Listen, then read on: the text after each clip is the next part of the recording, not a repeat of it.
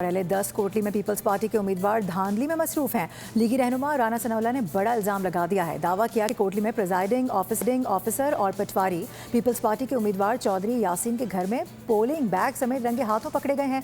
मुतालबा किया कि प्रिजाइडिंग ऑफिसर और पटवारी से तफ्तीश भी कराएं। इसके अलावा इस वारदात का जवाब भी मांगा है उन्होंने।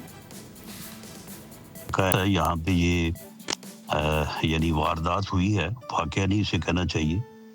इसमें पीपल्स पार्टी के चौधरी यासीन कैंडिडेट हैं।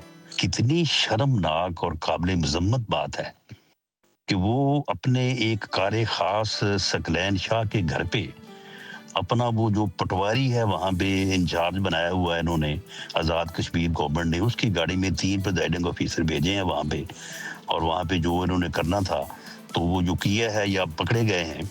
तो हमारा ये आज़ाद कश्मीर की हुकूमत और वज़ीर आज़म आज़ाद कश्मीर से मुतालबा है कि इस कैसल पटवारी को पकड़ा जाए और उससे तफ्तीश की जाए कि कहाँ कहाँ पे उसने और फेरे लगाए हैं।